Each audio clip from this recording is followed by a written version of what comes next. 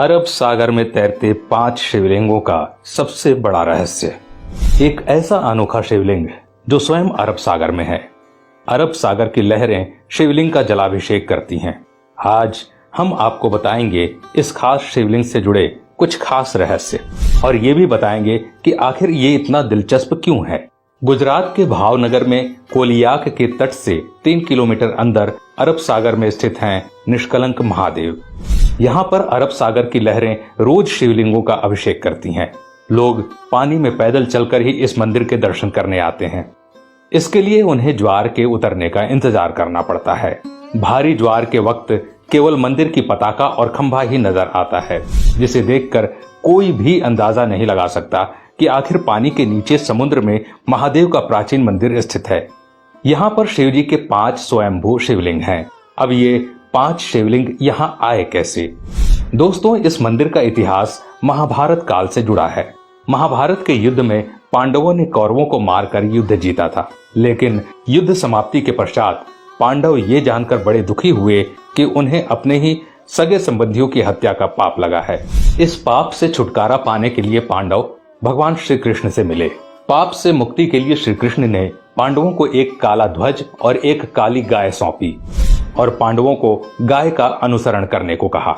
यह भी बताया कि जब ध्वज और गाय दोनों का रंग काले से सफेद हो जाए तो समझ लेना कि तुम्हें पाप से मुक्ति मिल चुकी है। साथ ही श्री कृष्ण ने उनसे ये भी कहा कि जिस जगह ऐसा हो वहां पर तुम सब भगवान शिव की तपस्या करना। पांचों भाई भगवान श्री कृष्ण के कथानुसार काले ध्वज हाथ में लिए काली गाय का अनुसरण करने लगे। इस क्रम में वो कई दिनों तक लगभग हर जगह से गुजरते रहे, लेकिन गाय और ध्वज का रंग नहीं बदला। लेकिन जब वो वर्तमान गुजरात में स्थित कोलियाक तट पर पहुंचे तो गाय और ध्वजा का रंग एकदम से सफेद हो गया। इससे पांचों पांडव बहुत खुश हुए और वहीं पर उन्होंने भगवान शिव का ध्यान करते हुए तपस्या करना शुरू कर दिया।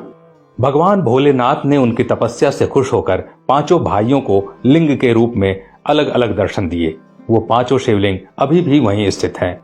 पांचों शिवलिंग के सामने नंदी की प्रतिमा भी है और पांचों शिवलिंग एक वर्गाकार चबूतरे पर बने हुए हैं। ये कोलियाक समुद्र तट से पूर्व की ओर 3 किलोमीटर अंदर अरब सागर में स्थित है। इस चबूतरे पर एक छोटा सा पानी का तालाब भी है, जिसे पांडव तालाब कहते हैं। श्रद्धालु पहले इसमें अपने हाथ पांव धोते हैं और फिर शिवलिंगों की पूजा अर्चना करते हैं, क्योंकि यहाँ आकर पांडवों को अपने भाइयों के कलंक से मुक्ति मिली थी। इसलिए इस खास मंदिर का नाम भी निष्कलंक महादेव मंदिर है। भादो महीने के अमावस को यहाँ पर मेला लगता है, जिसे भाद्रवी भी कहा जाता है, और अमावस्या के दिन इस मंदिर में भक्तों की विशेष भीड़ रहती है। हालांकि पूर्णिमा और अमावस्या के दिन ज्वार अधिक सक्रिय रहता है, फिर भी श्रद्धालु उसमें उतर कर जाने का इंतजार करते हैं और भगवान शिव के दर्शन करते हैं।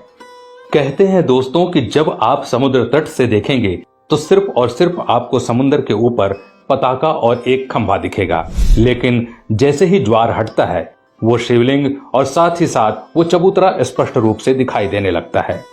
दोस्तों, ऐसा भी माना जाता है कि आज तक समुद्र की लहरें न ही उस पताका को हिला पाई और न ही खंभे को और न ही शिवलिंग को, क्योंकि अरब सागर स्वयं भगवान शिव का जलाभिषेक करता है।